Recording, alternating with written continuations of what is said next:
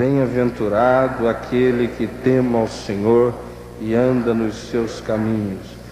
Do trabalho de tuas mãos comerás, feliz serás e tudo te irá bem. Tua esposa no interior de tua casa será como a videira frutífera, teus filhos como rebentos da oliveira à roda da tua mesa. Eis como será abençoado o homem que teme ao Senhor. O Senhor te abençoe desde Sião, para que vejas a prosperidade de Jerusalém durante os dias de tua vida, vejas os filhos de teus filhos, paz sobre Israel. Amém. Ó Pai, aqui está a tua palavra, doce, singela e verdadeira, simples e desafiante. Nós pedimos agora que tu nos abras o coração para nós entendermos o que tu queres e para que nós também discernamos aonde estamos, para que a gente possa avaliar o caminho de mudança que nós temos pela frente. Em nome de Jesus. Amém.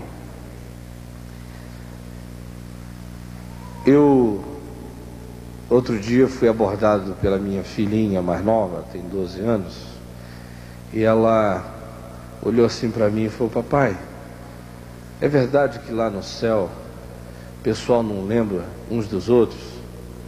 Eu falei: onde é que você ouviu isso, minha filha? Lá na escola dominical. Acho que a gente não vai se lembrar. Mas vai ser horrível, papai, estar no céu do teu lado sem lembrar que você foi você para mim. Eu disse: filha, com certeza não deve ser assim não. Eu, por exemplo, no céu vou te achar de qualquer lugar. No meio daquela multidão de santos, eu sair passando por baixo de asa de anjo, qualquer coisa, mas eu vou te encontrar. E eu sei quem você é e quem você vai ser para mim. Porque família tem que se projetar com algum tipo de diferencial relacional também para a eternidade. A oração do Pai Nosso diz: seja feita a tua vontade, assim na terra como nos céus. Em relação a várias coisas, é muito fácil tomar o padrão celestial e transformá-lo em ideal referencial para a nossa caminhada. Nós estamos andando para lá, porque eu quero fazer a vontade de Deus aqui na terra como ela é feita lá no céu. Mas a Bíblia fala muito pouco de família em relação ao padrão celestial, de modo que eu só sei como é que a família é aqui na terra, e tenho alguns vislumbres do que ela possa ser para além daqui. Ontem à noite, quando eu saí aqui da nossa reunião, eu fiquei pensando como é que eu ilustraria de maneira simples o estado de muitas famílias hoje. E fiquei pensando que se eu usasse a analogia das batidas de um coração, talvez a gente pudesse chegar perto de algumas percepções. As melhores famílias são aquelas famílias que conseguiram reduzir o nível de conflitividade ao mínimo e assumiram os defeitos uns dos outros de maneira não acomodada e celebram as virtudes uns dos outros de maneira não ufanista. Ou seja, é gente que chega, gerencia seus conflitos e diferenças, assume os defeitos de alguns, mas não assumem isso com aquela passividade de quem diz é assim, fica assim. Ao contrário, assume generosamente, mas estimulando mudança, e consegue, em meio aos defeitos, perceber grandes virtudes também na vida uns dos outros. Esse tipo de família bate naquela ciclotimia cardíaca normal do eletroencefalograma. Ela tem ups e downs o tempo todo, mas a vida é assim. As famílias médias são aquelas famílias que obedecem um ciclo diferente, aquele eletrocardiograma de quem sofre de extrasístoles. Tem alguém aqui que sofre disso? Sabe o que é isso? Alguém aqui já experimentou 2 batidas de coração, uma em cima da outra? Você pensa que vai, hein? Isso aí o pessoal chama de essas batidas extrasístole, essa batidinha aí. Eu tenho muito, porque eu tenho um defeito congênito cardíaco. Eu nasci com mais fio elétrico no coração do que precisava, com o dobro. Então eles são muito próximos uns dos outros. De vez em quando eles encostam assim e dá curto-circuito. E eu, por exemplo, sei que eu estou próximo de ter uma dessas contrações, um desses curtos-circuitos, porque o primeiro sinal é um extrasístolezinho.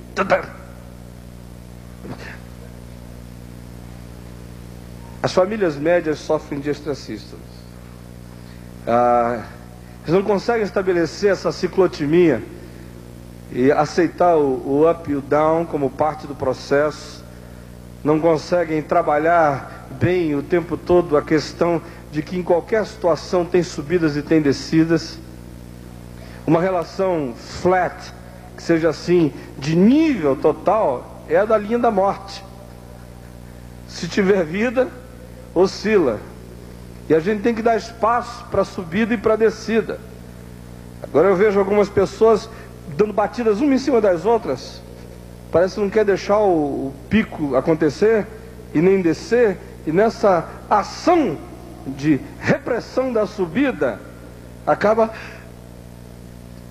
trazendo uma sensação de mal-estar para o corpo, para dentro da casa. Tem aquelas famílias ruins, que são aquelas que vivem em estado de taquicardia galopante, né? E algumas, além de que é uma galopagem terrível, ainda dá uma fibrilação. Treme tudo assim e sobe assim, de maneira que uma falta de ar, gente. Eu também sou craque nisso, porque eu conheço essa sensação há 15 anos. E mesmo há 2 semanas atrás eu dormi na UTI de um hospital. Aí todo mundo entra em pânico. Eu encontro com pessoas no dia seguinte: o que o senhor está fazendo aqui? Eu soube que o senhor dormiu no CTI. Eu falei: isso é brincadeira, dormir no CTI. É besteira. A gente só dorme mal. Mas a gente hoje em dia vai para o CTI por muitas razões. Algumas fortes e outras nem tanto. No meu caso, dá aquela fibrilação. Se eu não consigo reverter com as manobras que me ensinaram a fazer há 15 anos atrás para estimular o parasimpático, e o parasimpático não simpatiza com o ato, e aí eu tenho que ir para o hospital. Aí eles tentam dar uma revertida, se conseguem eu vou embora para casa. Se demoram a conseguir, aí eles põem você na UTI, inoculam um determinado remédio e param o teu coração no nível em que ele precisa ficar, e aí eles não liberam você. A última vez foi até interessante, porque eu fui para lá, meu filho Davi me levou para o hospital mais ou menos 1h30 da manhã. Eu tinha chegado de São Paulo na ponte aérea, quando eu entrei no carro deu uma extrasístole. Aí eu virei assim a perna, quando eu virei ele... Brrr. E aí eu fui, macaco velho já nesse negócio, fui até em casa e tal, tomei o remedinho lá que regula as batidas e fiquei quieto, mas não parava. Aí 1h30 da manhã eu chamei o Davi, minha esposa estava viajando, e eu falei: olha, me leva ali no hospital que eu estou com uma fibrilação muito acentuada. Aí me levou lá, me examinaram, tal, me puseram na UTI. Até aqui tem um pai de um senhor, pai de um rapaz que era médico lá, não é isso? É o senhor? Como é o nome do seu filho? Frederico. Eu sei que eu cheguei lá, vários médicos, eu vi que o pessoal me conhecia, ficaram ali, batendo um papo, não sei o quê, e pararam a coisa. Eu dormi. Quando eu acordei às 7 horas da manhã, com um monte de enfermeira em volta de mim, e 2 delas diziam assim: eu não disse que era ele, eu não disse que era ele. Aí eu acordei assim, olhei, aí a outra falou: é sim. Aí eu mal acordei, uma delas falou assim, pegou na minha mão e falou: faça uma oração por mim.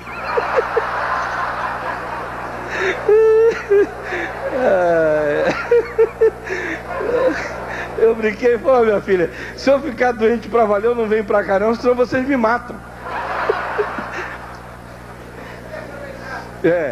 Aí uma delas falou: o senhor vai ficar aqui 48 horas, aleluia. Eu falei: falei, não senhora, eu estou saindo daqui hoje meio-dia. Aí ela falou, não pode, é contra os regulamentos da casa. Além do que, nós já planejamos que hoje à tarde tem estudo bíblico.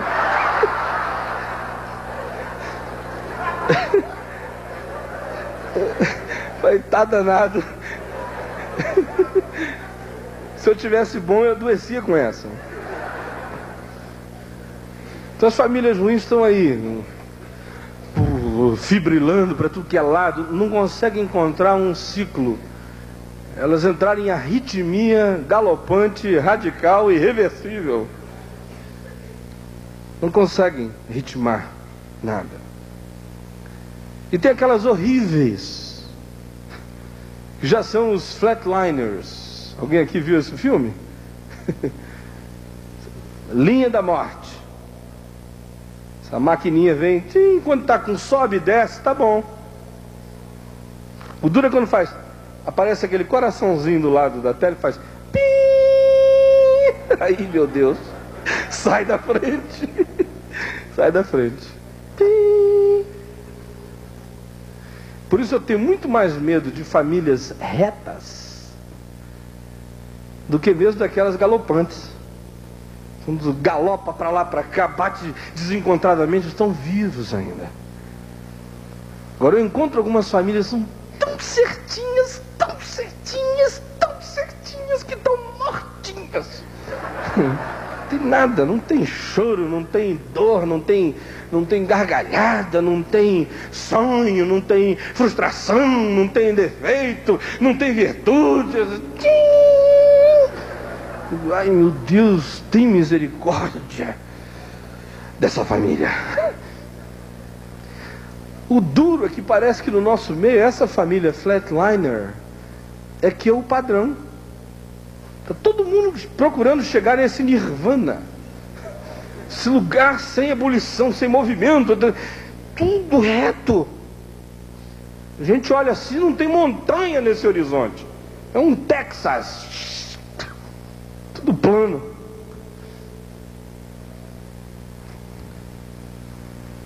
A Bíblia não apresenta exemplos idealizados de relação familiar. Na Bíblia o que nós temos são duas coisas. Primeiro, a descrição ou a afirmação conceitual de um excelente referencial familiar. E de um outro lado, a gente tem uma descrição que chega a ser cruenta da experiência familiar. Me entenderam? São duas coisas que a Bíblia apresenta. De um lado, é uma projeção. Como é que a família deve ser? Aí está lá dito. De um outro lado, quando se trata de descrever a experiência humana, algumas das descrições chegam a ser cruentas, de um realismo esmagador, e não deixam de revelar todas as ambiguidades do relacionamento familiar. Mesmo Paulo, no Novo Testamento, que chega a ser o maior idealizador dessa referência familiar, quando se trata de administrar o dia a dia, em 1 Coríntios 7, ele é extremamente pragmático. Chega e diz: alguém casou com uma mulher descrente, se quiser viver com você, viva. Se quiser largar, largue. Alguém casou com um marido descrente, consente em viver com você, viva. Não quer mais viver com você? Deixa aí. Chega e vai mais à frente. Se o corpo da mulher não pertence a ela, mas ao marido, e o do marido à mulher, ponto. Em outras palavras, se você não tiver com vontade, mas ela tiver, você tem mais é que participar, e vice-versa, ponto. Para que o diabo não vos tente com a incontinência. Nenhum romantismo na história, isso é um pragmatismo esmagador. Chega lá e diz mais o seguinte: olha, se o pau está cantando, obviamente ele não diz assim, sou eu que estou falando. Se criou-se uma relação de sujeição, de servidão, de cativeiro, de humilhação, de indignidade,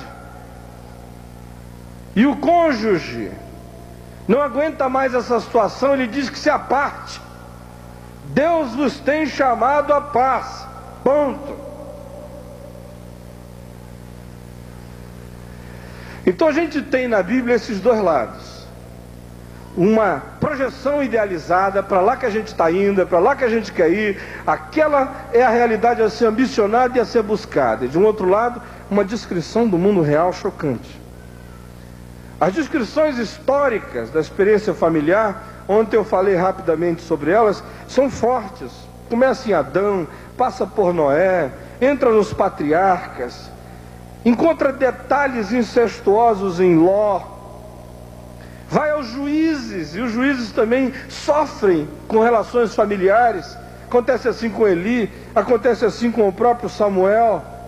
Os reis de Israel, aquela sucessão de coisas conflituosas. Alguns reis excelentes geram filhos nem tanto, e alguns reis ruins geram filhos santos. O livro de Provérbios também espalha pepitas de descrição familiar muito forte. Até um tempo atrás eu descobri uma outra razão bíblica para o divórcio. Um irmão chegou para mim, disse o seguinte: olha, eu estou deixando a minha mulher. Aí eu falei: mas por que, meu amado? Porque ela é uma goteira. E o livro de Provérbios diz que é melhor morar solitário do que com a mulher que goteja na cabeça da gente. Eu decidi, eu vou ficar sozinho. Com a goteira não dá mais, estou ficando doida. Pim, pim, pim, pim. É um grilo feminino. Então a descrição é assim, esmagadoramente prática. Agora, a idealização também não chega a ser aquilo que a gente chamaria de uma idealização romanticista. É uma idealização realista na Bíblia. Por exemplo, o Salmo que a gente leu, que talvez seja uma das maiores idealizações de relação familiar de toda a Escritura, você vai ver que é extremamente próximo do possível. Ele não está te prometendo o impossível, o irrealizável, o inalcançável. O que o Salmo promete? Volte para ele, Salmo 128. Primeiro, ele promete uma felicidade baseada no temor de Deus. Se um homem que teme ao Senhor é feliz. Ele não acha que existe a menor chance a gente encontrar qualquer tipo de felicidade distante de Deus. Tem que haver esse temor apaixonado e essa paixão reverente para com Deus. Isso é temor do Senhor. Segundo, ele promete uma felicidade que se estende para as seguintes áreas. Primeiro, para o trabalho próspero, diz o verso 2. Do fruto das tuas mãos, da ação das tuas mãos, tu comerás, feliz serás, e tudo te irá bem. Promete uma prosperidade na ação profissional. Segundo, promete uma esposa doce. E eu gosto aqui da comparação que se faz entre a esposa e os filhos. São comparações botânicas. Agora, graças a Deus, a esposa é a videira e os filhos são a oliveira, né? Às vezes eu vejo na prática a gente invertendo as coisas. O pessoal comendo os filhos e usando a esposa como ramo. Agora que os filhos, a oliveira, são ramos da oliveira, são continuação esperançosa. Oliveira é símbolo de continuidade esperançosa. E a esposa é a videira, doce. Estabelece-se aqui uma relação de apetite. É uma coisa que tem a ver com prazer.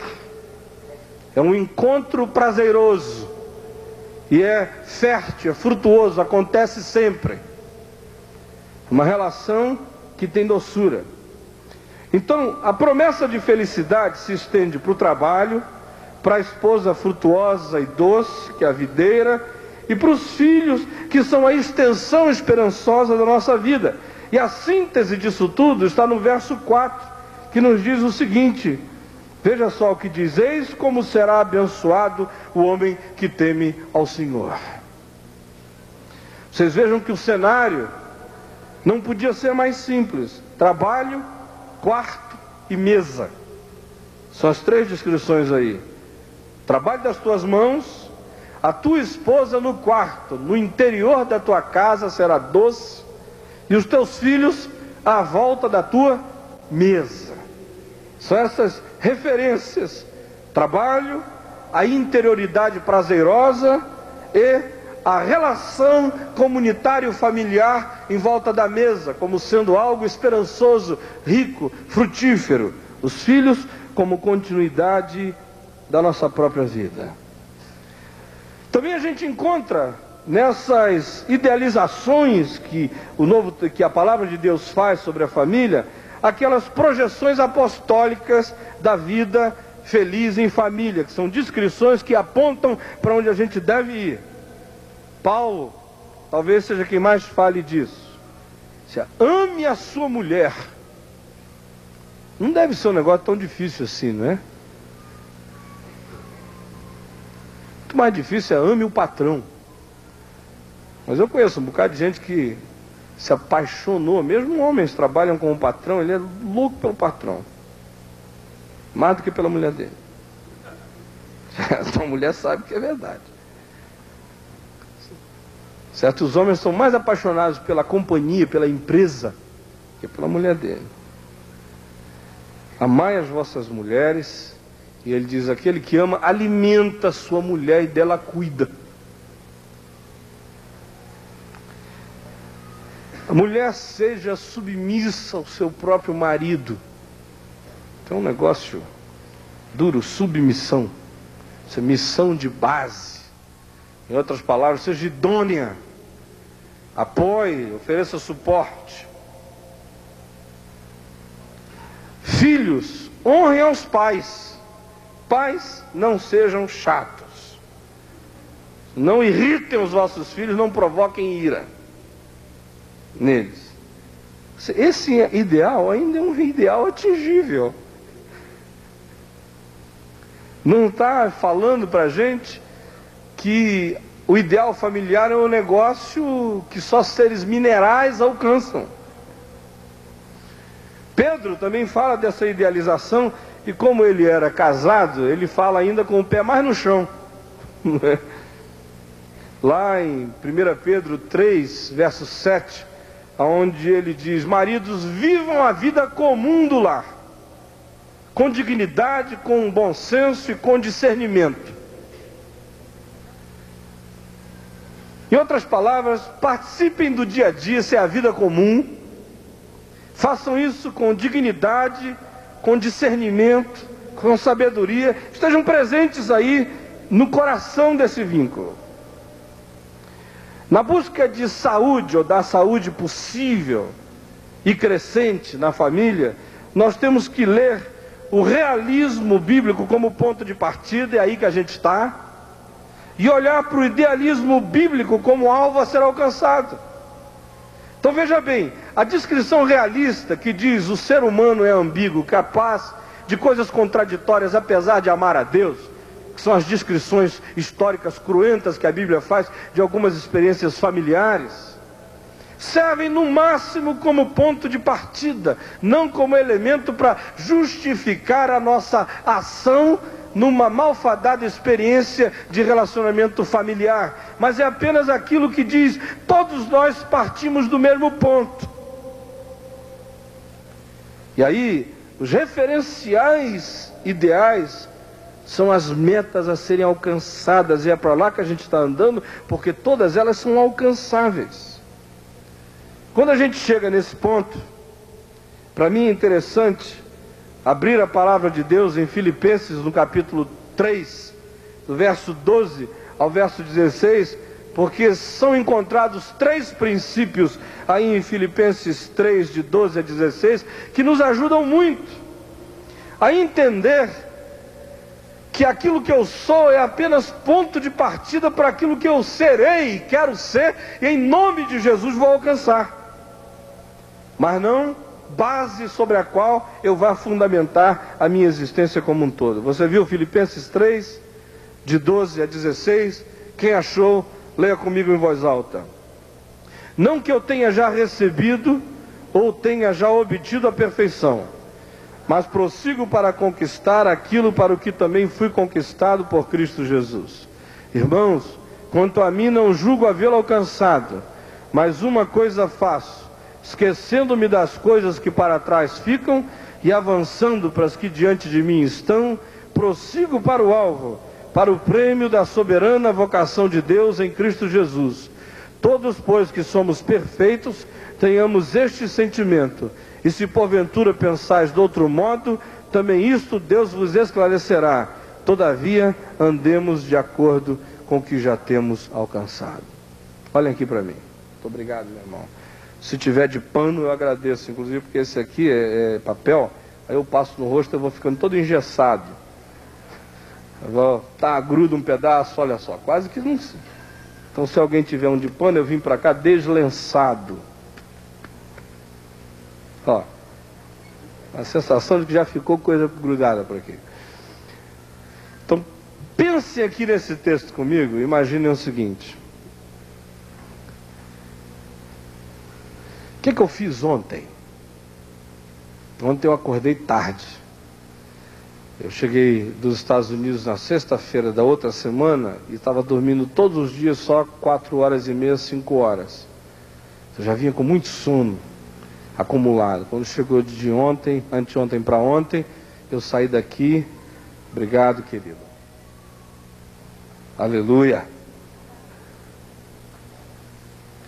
Eu saí daqui, falei, eu vou dormir bem, se Deus quiser. Agora tem tempo. Eu deitei meia-noite, acordei 9 horas da manhã. 9 horas de sono, assim, uma hibernação. Aí eu levantei, fui tomar café, já tinha acabado o café da manhã lá no hotel. Então os garçons lá, que são meus amigos, falaram, reverendo, senta ali que a gente vai arranjar um ovinho estrelado, um negócio. Eu falei, pode trazer. Eu comi, subi, aí eu fui preparar a mensagem de ontem à noite. Preparei. Depois eu fui ao médico, vi o negócio no ouvido. Voltei, fui almoçar com uns amigos ali numa churrascaria. Até 2:55.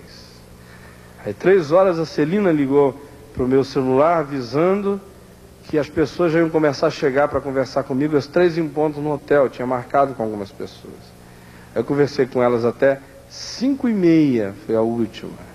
E aí eu recebi alguns telefonemas até a hora de vir para cá. Um pouquinho antes de vir para cá me deu uma fominha. Aí eu desci e comi assim uma besteirinha leve. Vim para cá. Depois fui lá para cima, assinei livros, voltei e dormi. E acordei hoje às 7:30 da manhã. O que é isso? Isso é tempo. Isso é a descrição de um dia. De um ser confinado ao tempo e ao espaço.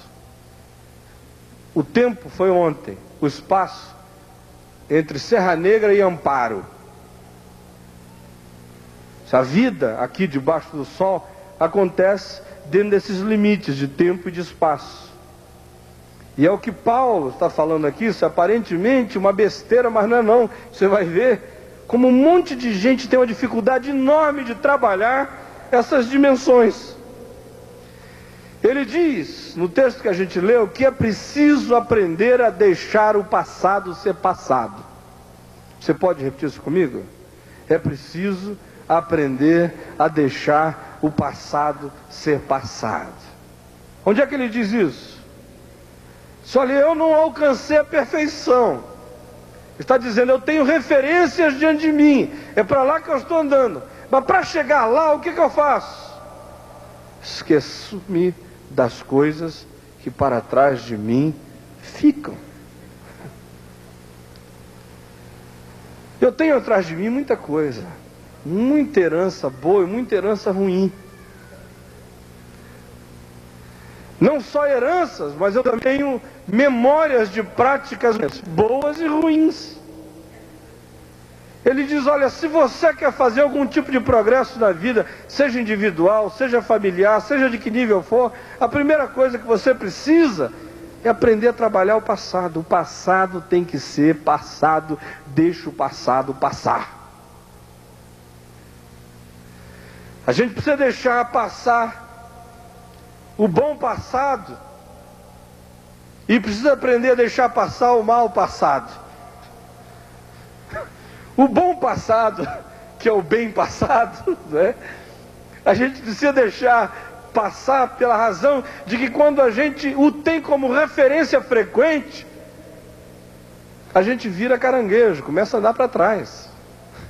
Porque a gente começa a dizer que o melhor da nossa vida não está diante de nós. A gente começa a dizer inconscientemente que o melhor da nossa vida ficou para trás da gente.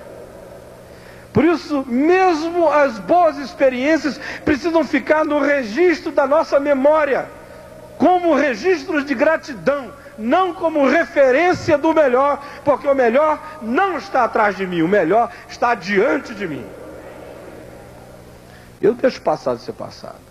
As más lembranças do mal passado, eu preciso também deixar no passado, porque se eu permito que elas me acompanhem, os fantasmas vão apavorar, vão paralisar e vão drenar todas as minhas energias para fazer alguma coisa no presente e no futuro. O que isso tem a ver com você, seu marido, sua esposa, sua família aqui? Olhem todos aqui para mim, por favor. Se a gente for honesto hoje, a gente vai admitir duas coisas. Uma é de que para muitos dos que aqui estão, o tempo bom do casamento ficou lá atrás. Ô lua de mel gostosa. Sou o primeiro aninho de casado. E aí ele vai, ele lembra, ela lembra, eles viajam. Lá atrás, quando ele abre o olho, está ali a bichinha diante dele.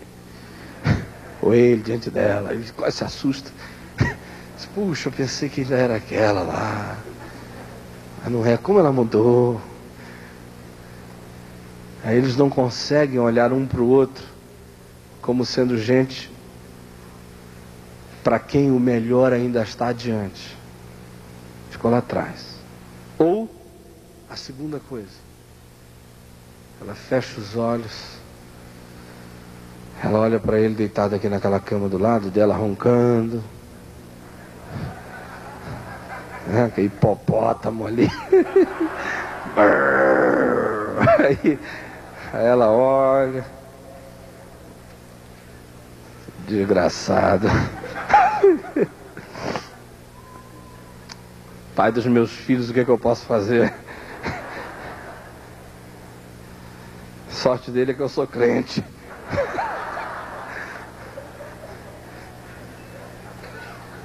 Ela diz, eu não te perdoo. E ele lá.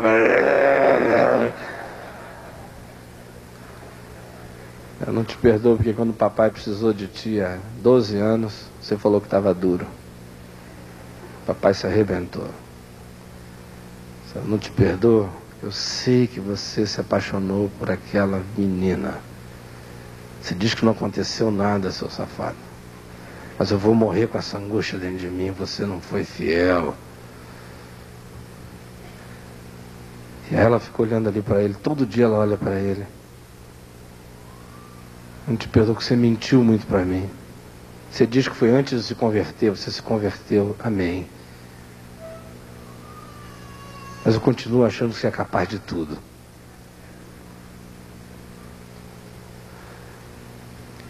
E aí, nem Deus perdoando esse homem, essa família vai a lugar nenhum. Porque você não perdoou. Seu marido também olha para ela ali. E diz, você, eu não te perdoo. Você me enganou. Quando eu casei com você, você parecia tão doce, tão generosa. Você é uma jararaca. Venenosa. Me laça, me oprime. Hoje no café da manhã no hotel eu vi uma cena tão engraçada. Engraçada para mim, que estava sentado na mesa distante, né? E não tenho nada a ver com eles.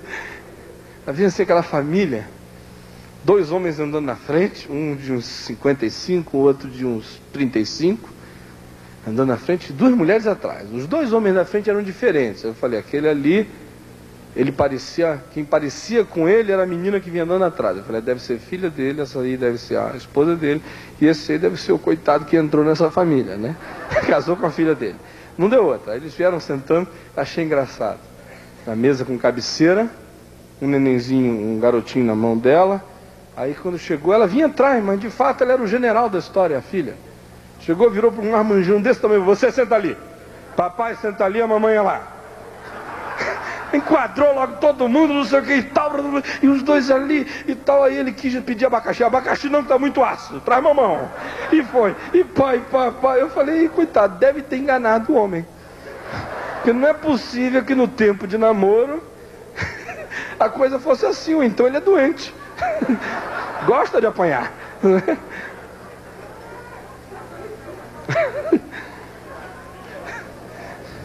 Mas olha, tem um bocado de homem amargurado porque acha que foi enganado, né? Se ela beijava gostoso no nosso tempo de namoro, hoje em dia ela me dá aquele beijo de rã, frio e rápido.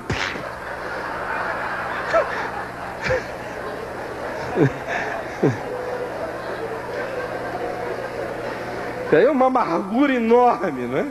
Essa sensação de que você está casado com magia. Sabe o que é gia? Aquela rãzinha pequenininha, gelada. Gruda assim, ó. E fica gelado. Só que você quer ter alguma chance de virar o jogo, vocês precisam encontrar um lugar de confissão, de verdade, de sinceridade, de verbalização. E aí deixar o passado ser passado. Quando os fantasmas do passado nos acompanham, a gente não tem a menor chance de encontrar o outro. A gente vai encontrar o outro e mais um monte de clones malignos, de reproduções dessa pessoa em imagens que a gente não gosta ou que nos fizeram muito mal. Eu sei que aqui entre nós há maridos que sabem que a esposa foi infiel há um tempo atrás. E em maior quantidade, há esposas que já tiveram que lidar com a infidelidade dos maridos. São casamentos que não terminaram enquanto contrato social, enquanto sociedade civil, mas que terminaram enquanto relação afetiva e emocional. E aí, vocês mantiveram um contrato em nome da conveniência, ou dos filhos, ou de qualquer outra coisa, mas morreram um para o outro. Por isso vivem vidas desgraçadas e infelizes, enquanto vocês não tiverem a coragem de se perdoarem mutuamente.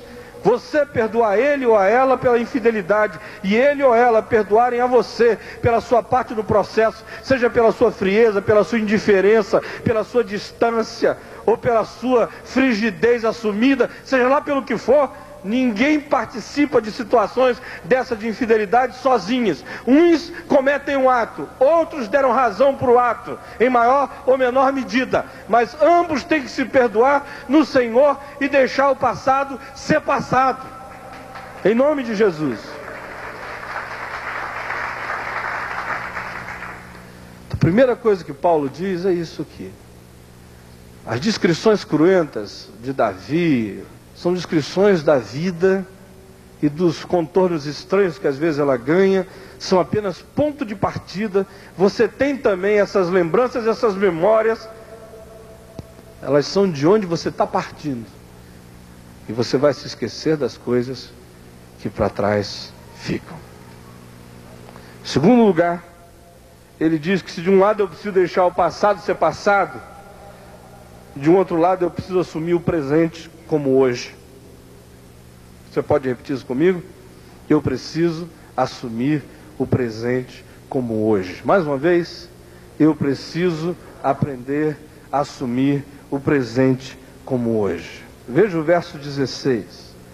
Todavia, andemos de acordo com o que já alcançamos. Ele diz, olha, passado ficou no passado, futuro está diante de mim. Entre o passado e o futuro existe o hoje, o presente.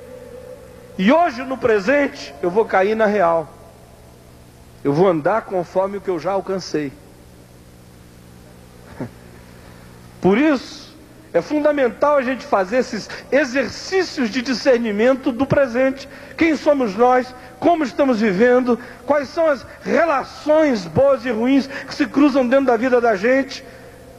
Porque eu deixei o passado no passado, Mas se eu quero ter futuro, eu preciso saber aonde eu estou no presente e andar conforme o que eu já alcancei.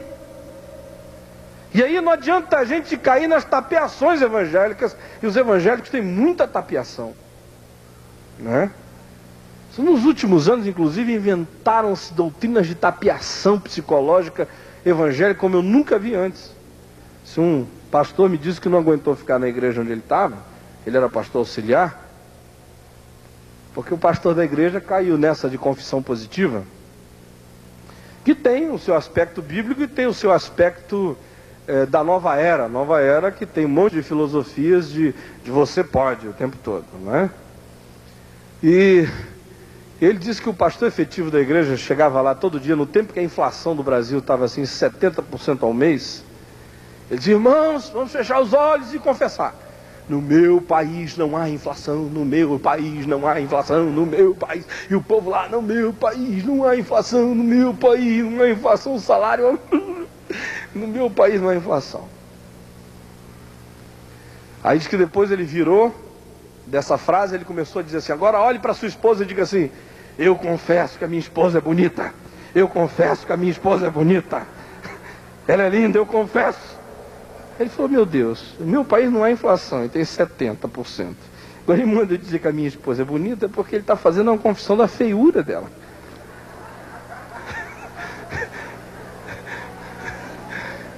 Diga também: a única mulher que importa para mim é minha mulher. Ela é a única, ela é a única, ela é a única. Ele tem que se convencer disso.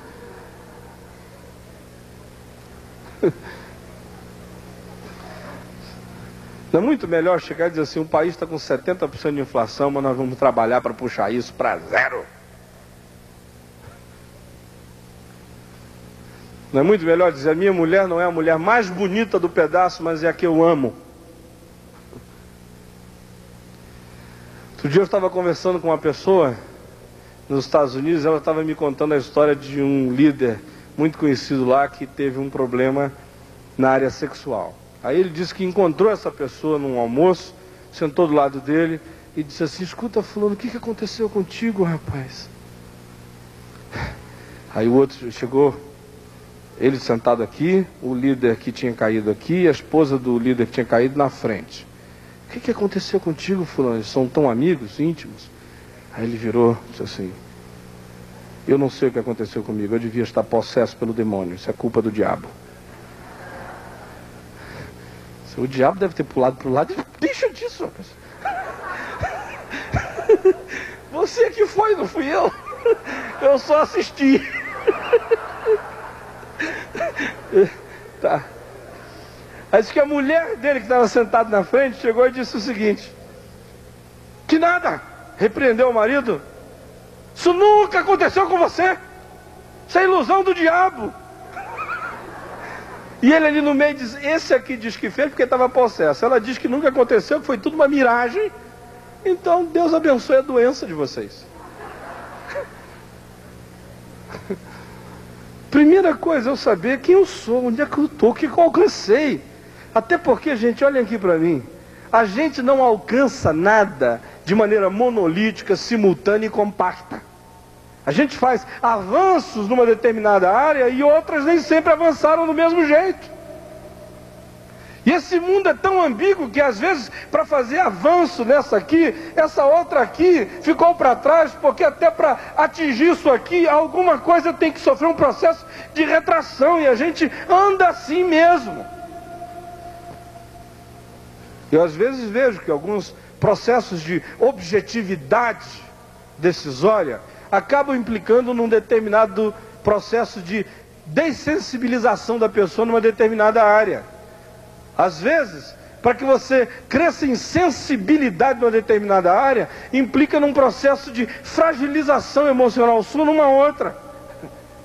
A gente vai andando assim. Eu vivo num mundo caído e sou um ser ambíguo, de modo que eu raramente cresço aos galopes, levando o processo todo junto comigo.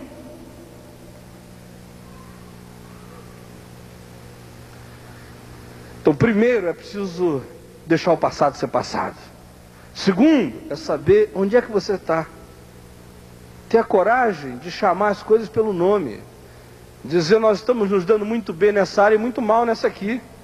Em volta da mesa nós somos uma maravilha, na cama nós somos um horror. Trabalhando juntos nós somos uma desgraça, passeando juntos nós somos uma maravilha. Administrando a prosperidade nós somos ruins, porque a gente cai juntos em processos de vaidade. Administrando a não prosperidade, a escassez, já percebi que a gente cresce. Então vamos aprender a levar essa maturidade para essa fase melhor. Enfim, eu e você precisamos ter coragem de chamar as coisas pelo nome. Porque só quando a gente conhece a verdade, é que a verdade liberta a gente. E por último, em Filipenses 3, Paulo diz que é preciso deixar o passado ser passado, assumir o presente como hoje e olhar para o futuro com possibilidades. Vamos repetir? É preciso olhar para o futuro como lugar de todas as possibilidades. Olha só o que ele diz: mas uma coisa faço, prossigo para o alvo, eu esqueço das coisas que para trás de mim ficam e avanço para as coisas que diante de mim estão. Prossigo para o alvo, para o prêmio da soberana vocação de Deus em Cristo Jesus. Agora, olhem aqui, por favor. Todos nós temos coisas que ficaram para trás, mas nenhum de nós tem coisas que estão para frente. Não é? Coisas eu tenho. Eu tinha uma macaca, quando eu tinha 6 anos de idade, que morreu. Uma coisa. Meu pai fez uma casinha para mim e para minha irmã, quando a gente tinha 4 anos de idade. 2 janelas, 2 quartinhos, uma salinha de compensado. Coisa que para trás ficou. Mas diante de mim, as coisas são de uma outra natureza. As coisas que ficaram para trás são coisas que entraram na minha vida ou porque eu as trouxe ou porque elas chegaram sem pedir licença.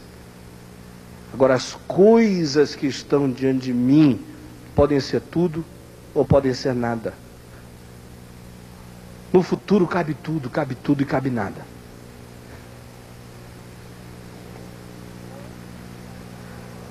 Ele diz: eu tenho coisas que ficaram para trás. Eu já persegui a igreja, eu já fui um salafrário, secretário de fariseu, safado, já fui tudo isso. Ficou para trás. No presente, eu não alcancei a perfeição, mas eu reconheço os progressos enormes que eu fiz em algumas áreas, os espinhos na carne que eu tenho em outras, mas eu estou aí, sei onde eu estou, quem eu sou. E tem as coisas que diante de mim estão. Diante de ti pode haver tudo, diante de ti pode haver nada. Essa maravilha da fé é que ela nos ajuda a colocar tudo no nosso futuro. E a desgraça da incredulidade ou da vida despretensiosa é que ela nos capacita a transformar aquilo que podia ser tudo no nada, no vazio, diante de nós. O que eu tenho diante de mim? O que você tem diante de você? A fé é a certeza das coisas que se esperam, a firme convicção de fatos que se não veem. O que você tem diante de si no seu casamento? Olha aqui para mim. O que você tem? Você tem divórcio? O que você tem na sua família diante de você? Filhos que vão lhe dar um monte de problemas? Quantos aqui têm menos de 20 anos de casados? Quantos têm mais de 20 anos de casados? O que você tem diante de si, você que tem menos de 20 anos de casado? Você tem mais 20 de sofrimento? Até Deus promover seu cônjuge à glória? É isso? É? Senhor Jesus, transfere o meu amado para a tua presença. Dá-me a chance de saber qual é o gosto de um amor verdadeiro. Porque aqui eu só encontrei bagaço. É essa a sua oração? E os que já têm mais de 20, o que estão fazendo? Maranata, a hora vem, Senhor Jesus. Vem, Senhor. Aleluia, vem, Senhor. Resgata teu servo. Do cativeiro e da escravidão. Para a glória dos filhos de Deus. O Senhor me livrou do pecado, mas me amarrou a ela. Oh, quebrantamento. É isso? Você que sabe o que tem diante de você, vocês juntos podem dizer: o futuro nos aguarda com isso. Não é Porsche, não é Mercedes, não é nada disso.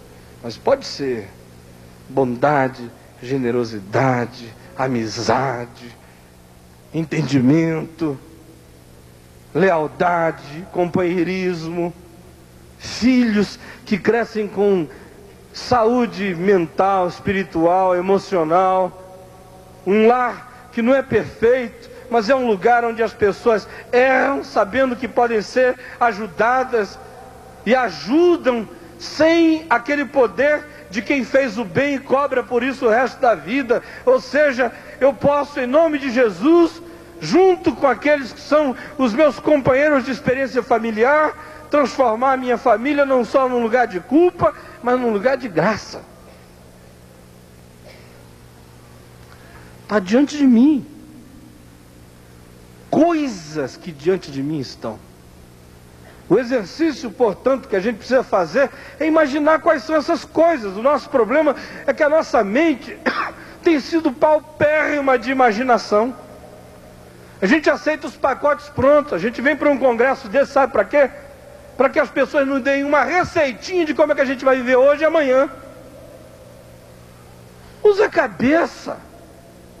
Olhe para o lado, para ele, para ela, para os filhos, para a casa de vocês. Imagine quais são as coisas do futuro que são alcançáveis debaixo do sol e que você gostaria que entrassem na sua própria vida.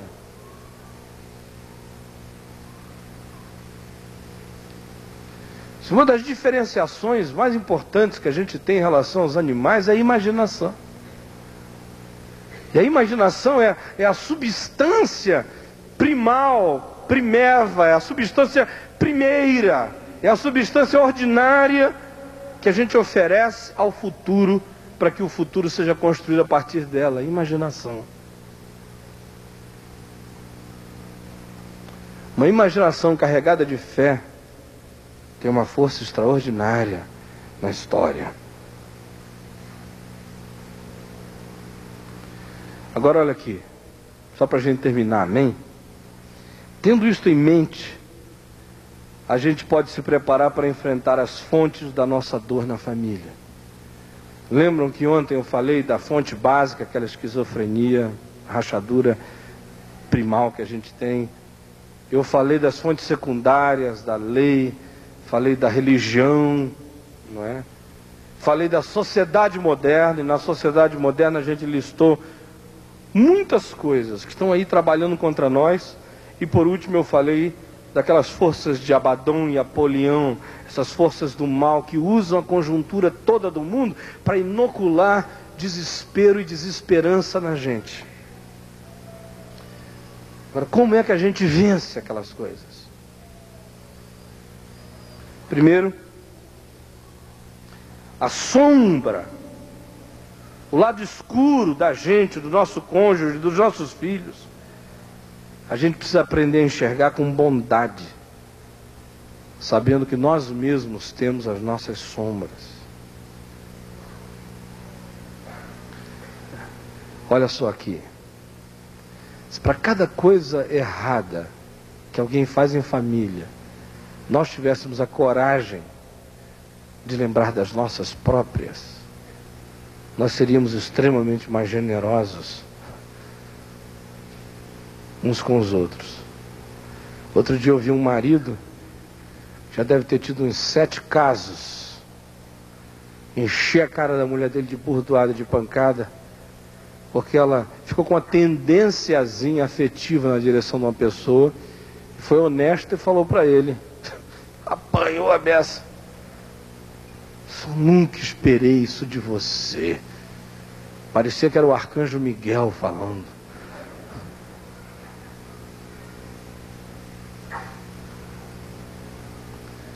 Se a gente tiver um mínimo de honestidade, a gente vai ver que a sombra do outro precisa ser tratada com bondade, se é que a gente tem a coragem de admitir as nossas próprias sombras também. Bem-aventurados os misericordiosos, porque eles alcançarão misericórdia.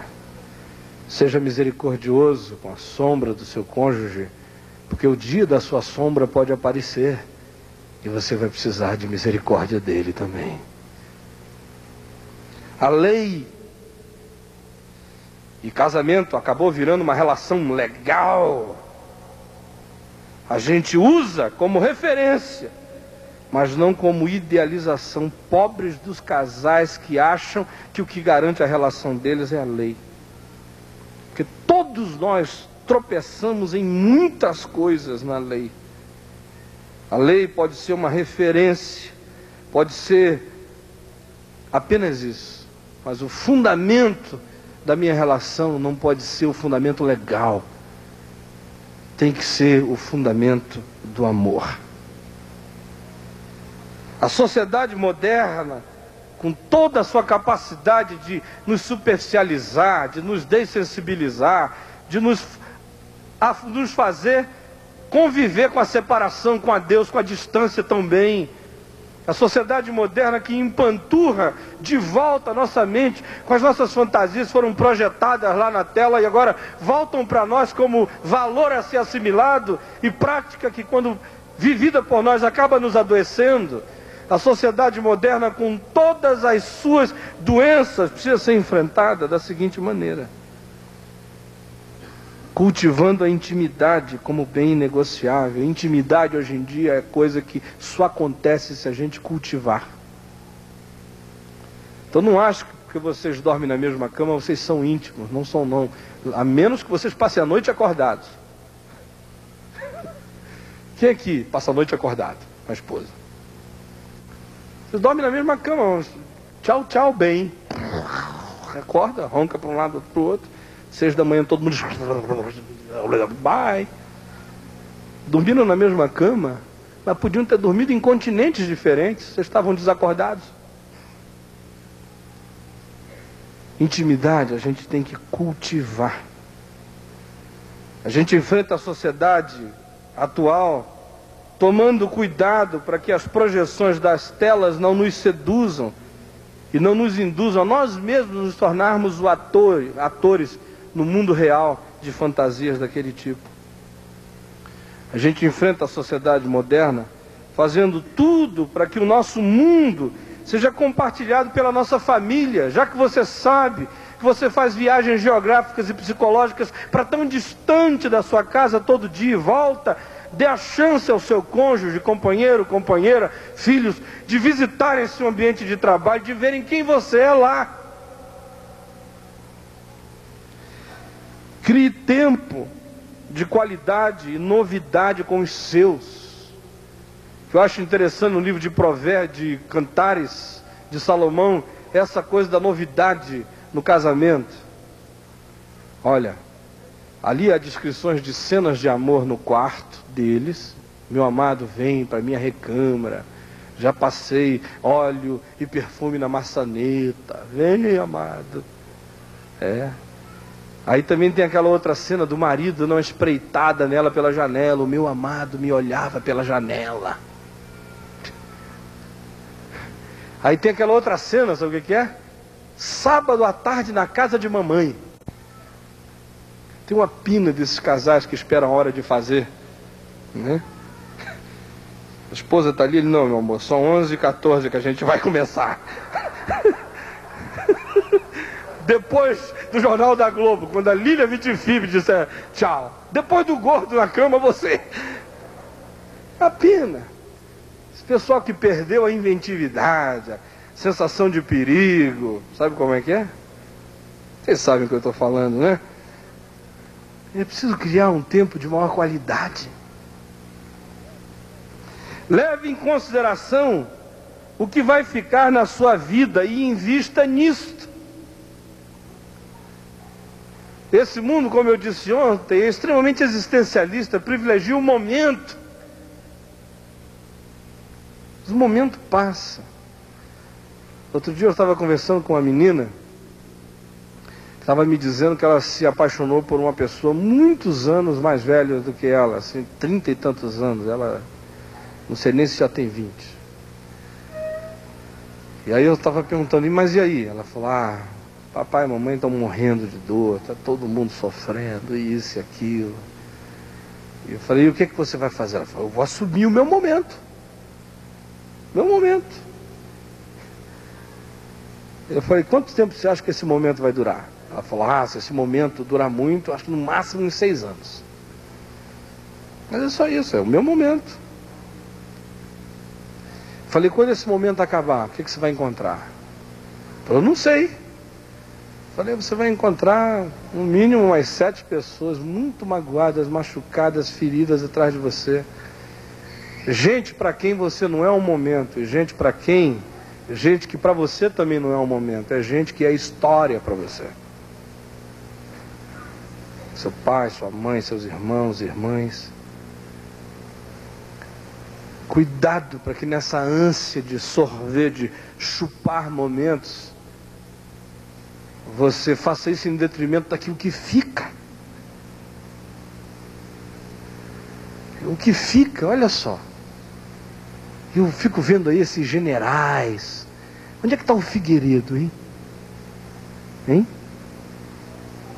Esqueçam de mim, todo mundo esqueceu. Até os cavalos. Isso o que fica? Golbery Couto e Silva, a raposa. Cadê?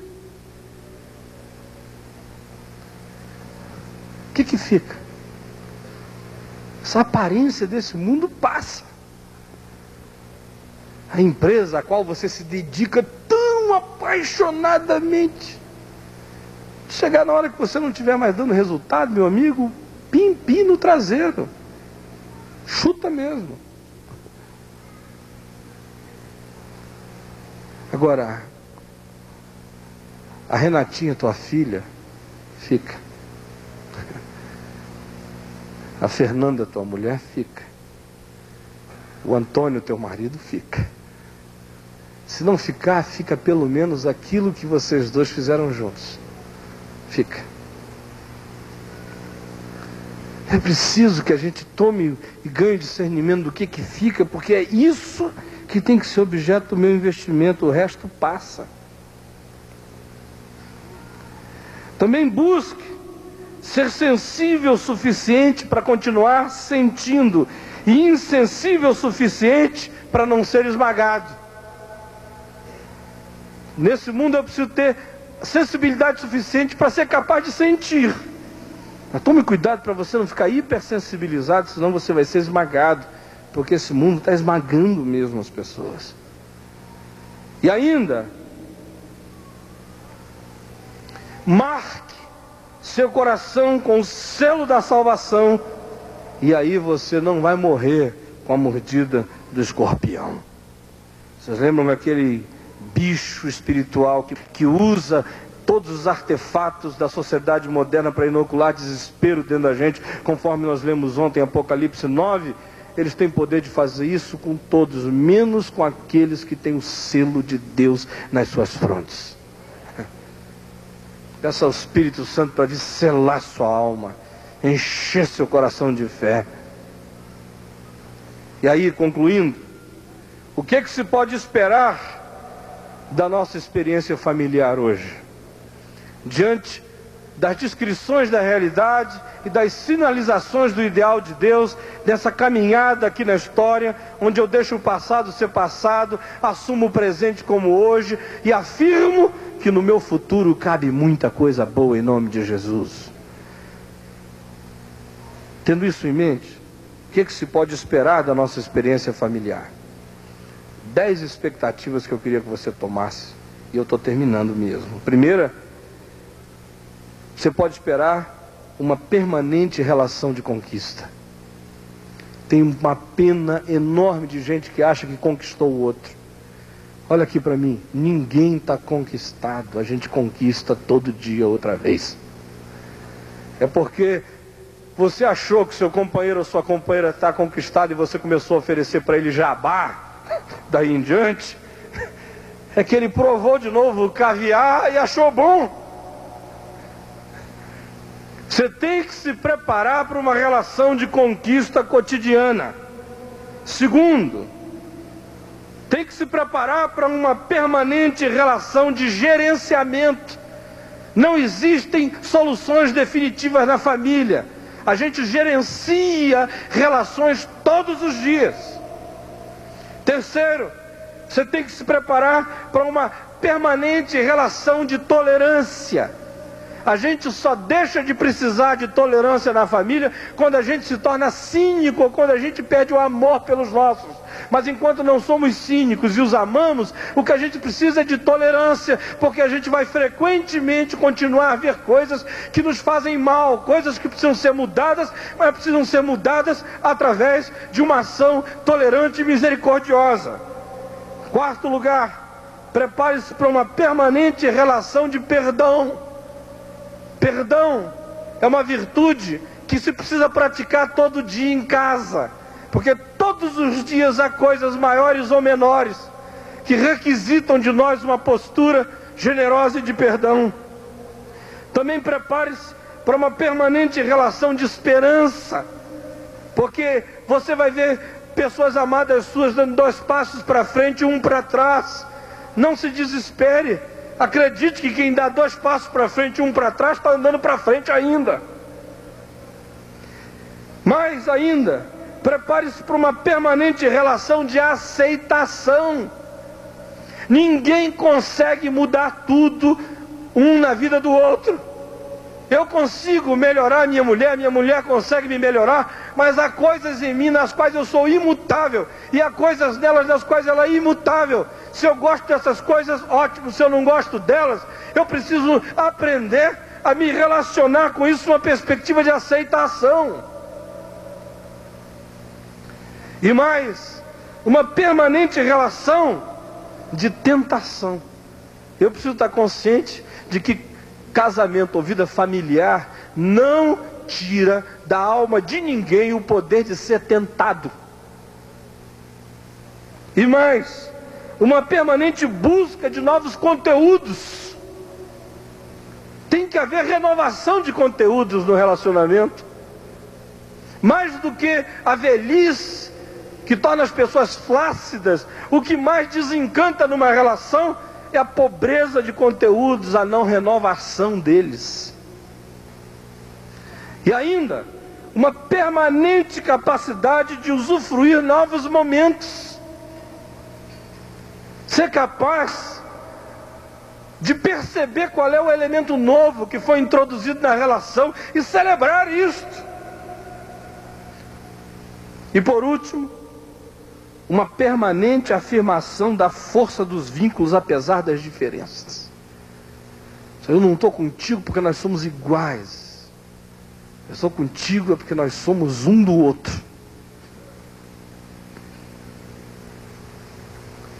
Aí, na graça de Deus, se a gente faz isso, nós podemos ter certeza que nós não vamos alcançar a perfeição.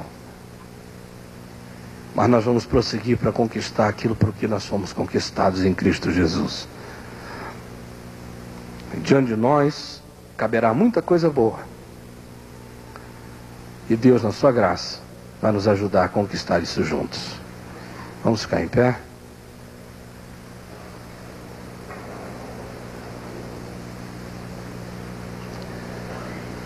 E vamos orar ao Senhor juntos.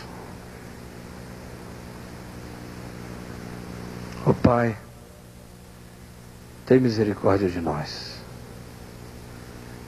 Nós queremos crescer, Senhor. Alguns de nós demos passos adiante, passos atrás. Nós pedimos que Tu nos ajudes a avançar, apesar de tudo. Eu também quero pedir a favor daqueles que hoje, aqui, esses dias aqui, já se sentiram desnudados, estão até constrangidos na presença do cônjuge, por terem sido desnudados. Quero pedir que Tu transformes essa experiência de vergonha numa experiência de conversão, de transformação, de mutação de vida nova. Quero pedir que Tu nos desvistas do nosso velho homem, Tu nos revistas do novo homem, que se renova conforme a imagem de Cristo Jesus. Que o Senhor transforme a palidez da nossa vida no brilho da Tua glória, Senhor Jesus. Dá-nos hoje um coração sincero, franco e honesto, para que nós nos aceitemos mutuamente, nos perdoemos mutuamente, nos toleremos mutuamente, cresçamos mutuamente. E abençoe o resto desse dia, em nome de Jesus. Amém.